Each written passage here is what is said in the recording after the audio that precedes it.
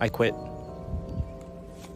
I was making around $120,000 straight out of college, working in New York City, and I honestly thought that I made it, that I was on the right path.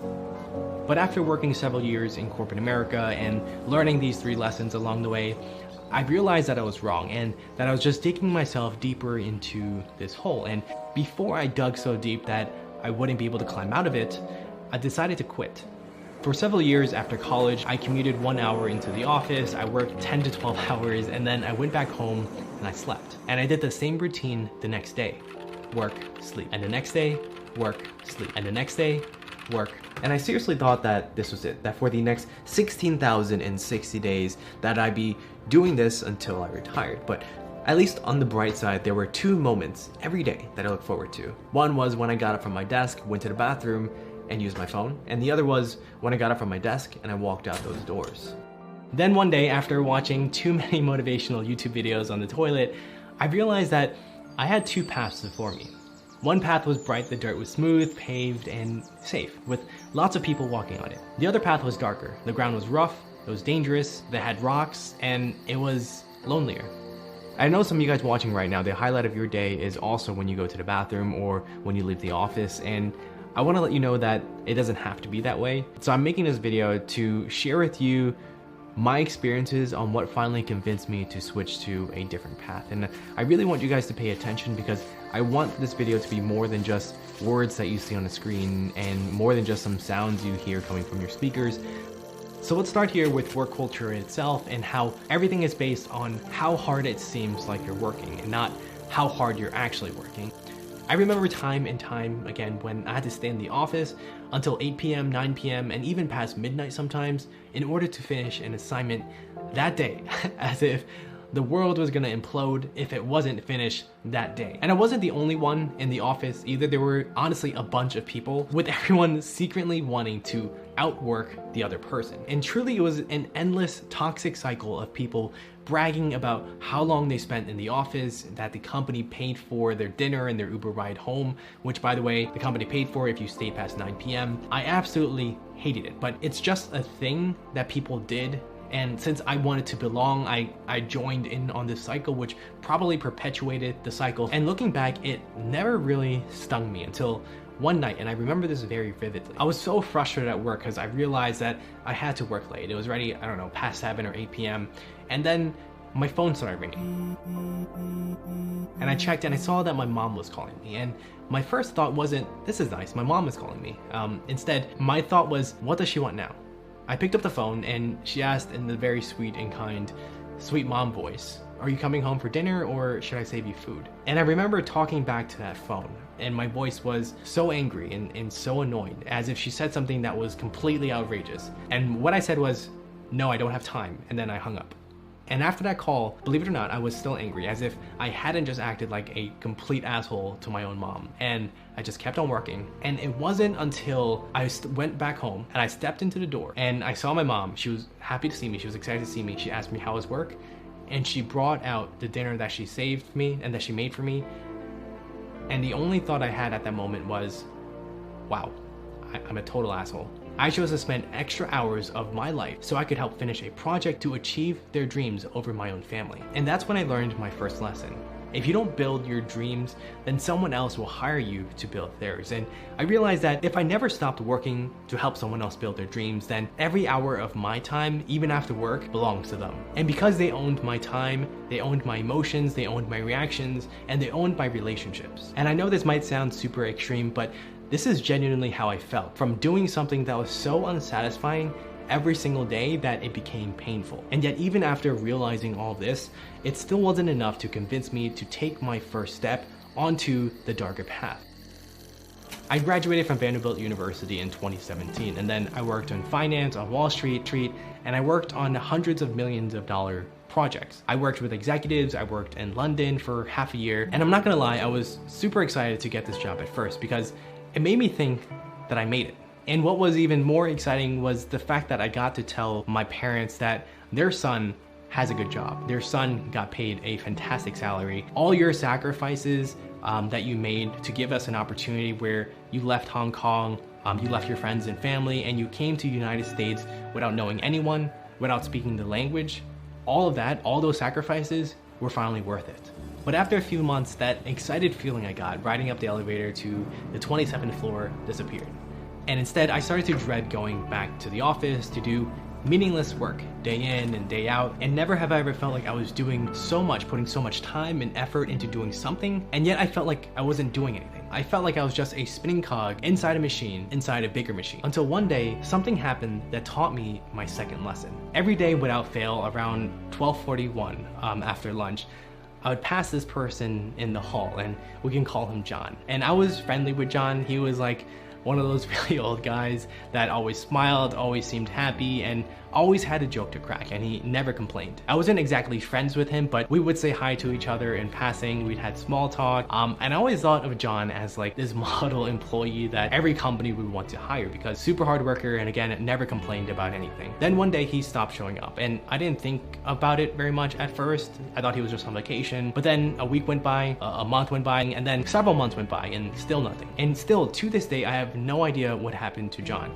He could have quit, he could have been fired. What was weird was that nothing changed. Everything was exactly the same. People went to the office, people left the office. It was as if John never existed within these walls, ever. I knew in the back of my head that a company is not gonna stop running just because someone isn't there anymore, but it felt really weird to witness this firsthand, that someone that you've seen every day, someone that you've interacted with every day, just disappeared and nothing changed. And that's where the second lesson clicked, that we are all replaceable, every single one of us.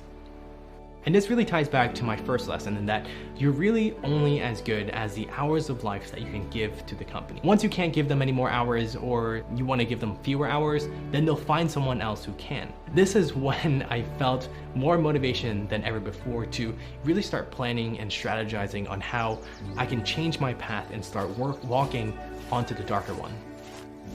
But it wasn't until my third lesson that I take my first step onto the other path, because this is when I really thought about my entire life. When I was a kid in preschool, I would always be open to helping other people. Whether it was someone at school who didn't have a toy, I'd let them play with my toy, or if I had an extra bag of Cheez-Its and my friends finished theirs, I'd give them some of mine. But as I got older, I stopped. I became a lot more selfish. And this thinking really stemmed from seeing my parents being taken advantage of because they couldn't speak English. And I know this because I was there when these situations happened. I was just too scared to speak up because I was just a little kid at the time. And internally, I was thinking, like, I became so cynical at the entire world. The only thing on my mind was finding a job that paid me well, because then at least if I had a good job, then I would have more leverage and I wouldn't have to rely on other people as much. Fast forward a couple of months or a year or so into work, while I was mindlessly working on the computer making a presentation in PowerPoint. I don't know what I was doing. I was resizing a box to make it look nicer. Who knows? And at that moment, I was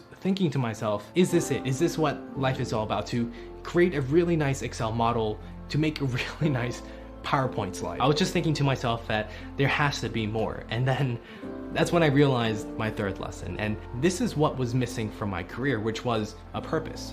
If you don't have a purpose in life, then you will be a part of someone else's purpose. And I'm not saying that there's anything wrong with not having a purpose in life, as long as you're aware of it and you've made this decision on your own. But personally, I wasn't fine with it. I wanted to do and contribute more with my life than what I was doing at the time. I wanted to rediscover the mindset that I had when I was a kid. I realized that the best way for me to do that, to use my background, my knowledge, my education, and help other people understand and teach them how they can improve their personal finance. Because despite all the sayings that money is the root of all evil, the truth is that money impacts all of us. And unless we control money, money will control us.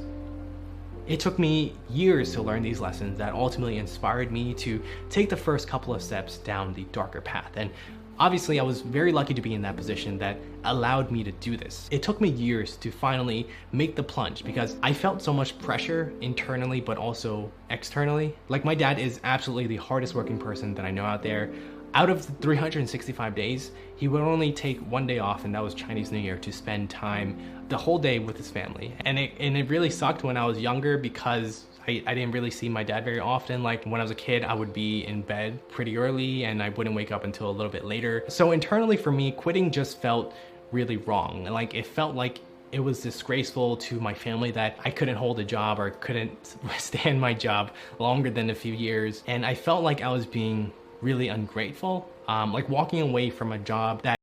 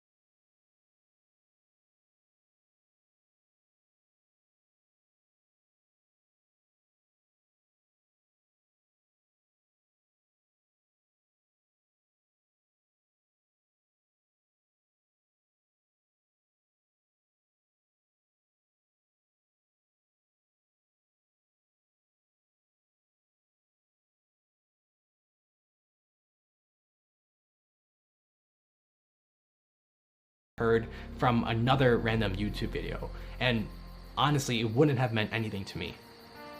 So now I'm on this dark path and I'm trying to pursue my purpose, my reason why I'm here, and that's really why I created this YouTube channel, to be able to help other people understand personal finance, investing, entrepreneurship, and being able to help break down all the complexities of that in a fun and entertaining way where it's easy to understand. Because if there's one thing that the education system failed for all of us, and it's understanding the power of money and personal finance. Because the real power of money is not that you can buy whatever you want. The real power is that you're able to buy the freedom to spend your time how you like, when you like, where you like. It's the freedom to not let anyone else control your time, your emotions, or your life. And if you want to hear about what I'm experiencing right now, yes, I'm scared. I'm scared of failing. I'm scared of disappointing my parents who sacrificed so much for me to go to college, to get a job. And if I fail, it feels like I'm throwing all of that away. I'm scared of not making it, even though I'm giving it my all. But despite all these fears, there's one thing I'm even more scared of, and that is to not try. And I'm scared of regret. I'm scared of not taking this opportunity that's before me, and not trying to make something out of it. I'm scared of not being able to use my education and my background and help others who absolutely need it. But I'm here now, I'm walking on this path, and for those of you who are still watching, I want to let you guys know that it's okay to be scared. You can't grow unless you're uncomfortable, until you're scared. And when you join me on this path, I want to let you know that you're going to constantly feel like you can't do it. Like there's literally going to be people who will tell you that you're going to fail, and that's completely okay. What's worse than failing is not trying when you really, really want to. And if you're not ready to try, that's okay too. But take this time now to start planning, to start strategizing on how you can take that next step. Don't lose sight of your why and your reason. And if you're asking, when is the best time to start taking this plunge? The answer is, there is no best time. You have to take the jump when you can afford to drown.